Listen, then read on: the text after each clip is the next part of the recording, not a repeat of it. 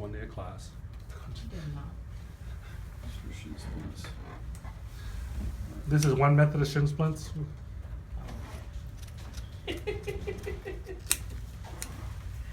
Probably one of the only times I ever cut into a Y. It actually will wrap around the foot, come back out, and then split here. This is not how you did it in that one day that I did not miss the class. It was in the advanced class.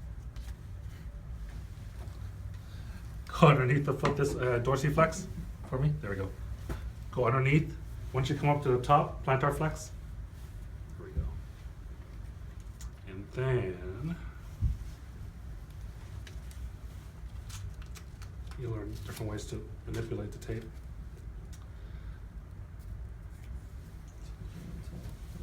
One 50%? posterior of the tibial ridge, one anterior to tibial ridge, and it's a little short, but you guys get it. You guys get the idea. How much stretch? About 25 to 50. What I read in one of the books is that if you're stabilizing, you're gonna put stretch on to some degree, 25, 50, but if you're doing proprioceptive taping, it's usually tape off tension. So if you, just so if you know I'm stabilizing, I'll put some So stretch. one anterior, one posterior. Yeah, one end of the tibial ridge. Yeah.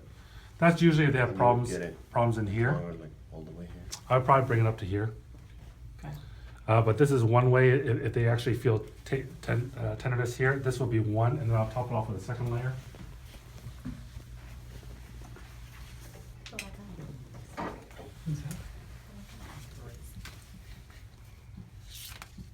I will do some races in the future.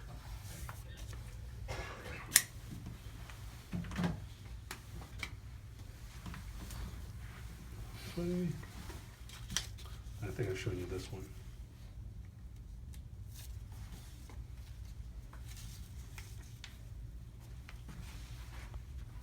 Like this, hold it down. Here goes plantar flex. Oops, dang it. Crap tape. There you go. What about tape with tabs? Tabs? You mean leukotape tabs? Oh, maybe that's what that was. I wouldn't do it for Shin splints. shin splints, no. So that's with a distal, almost like a tibial, anterior tib tendonitis type of thing, which you might get a lot, you will get a lot of, just because of the whole dorsiflexion action while walking. So you're gonna do all the soft tissue release first, right? And then you're gonna tape at the end. Very good. Yeah, and some stuff in here too. So if you get if they actually have true shin splints like tibial stress up in here, then we can do other methods.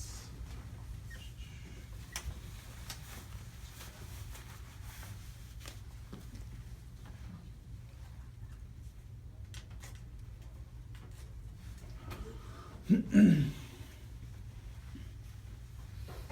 this one you would do first, and then finish it off with this piece here, just higher up.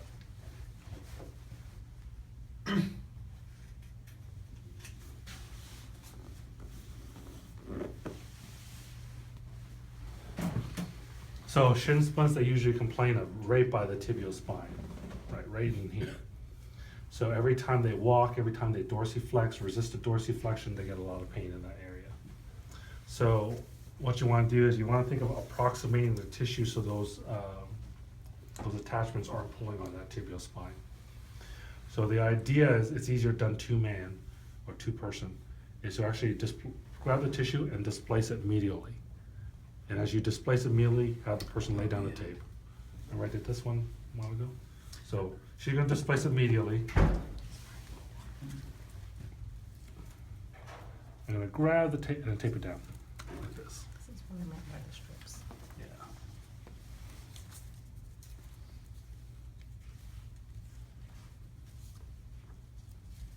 So it's like you're bringing the tissue kind of over towards the ischial or the Tibial spine, right. and then you're taping it down to that side. Right.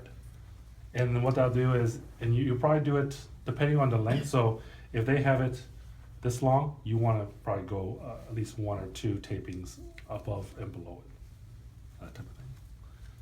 Again, the ends and the beginning doesn't have any. I'll go one to your right hand. For shin splints, is that more of just like palpatory and range of motion finding? You mean for your exam? Yeah. So for shins, so if they have pain here, yeah, they'll have pinpoint pain. I'll actually have them go through dorsiflexion, resisted dorsiflexion. Okay. I think resisted dorsiflexion is probably a big one. And then of course, passive plantar flexion, just kind of stretch out that tendon Okay. and those attachments too. And then after I do this piece, I will actually start off here, on top of it like that. If they have shin splints here, I mean, when you're feeling your palpating and it's here, you're gonna make this piece longer. Yes. to here. Did you say this one was first? No, it's Okay. second. Okay, second. I did this Yeah, for well, this lower demo. 2 demos, lower, Right, but this one, this is upper.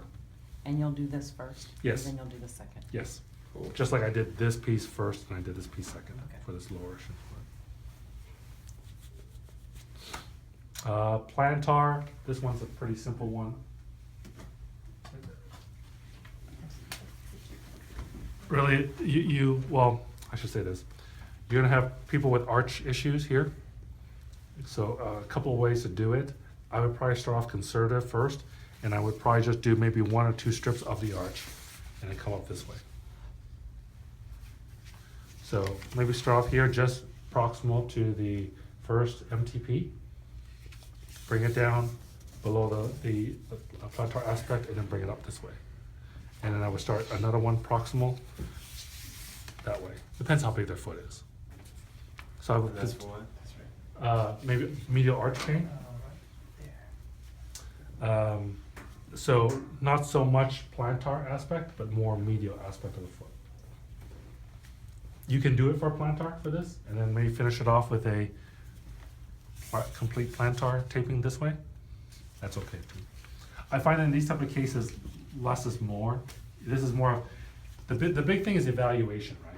So Stephen complains about arch, or let's say shin splints here. Do a history, do your resisted testing, do your range of motion testing, and then I would probably maybe I just place this one first, Stephen walk. Feels better, still have pain, then I place this one. If it completely fixes it, let them go away. So are they gonna do multiple tapings, like a person may come in with the arch problem and the shin splints? Oh yeah, Okay. I'm sometimes just- bilateral. Okay, Yeah, and you're there taping. If you're not fast, that dude's sitting there for 45 minutes. and, So, and or when they're dudette. doing the taping, should they automatically test the other foot like you would if you were in clinic? No. No, just curious. I wouldn't. Okay. Not unless you maybe, you could,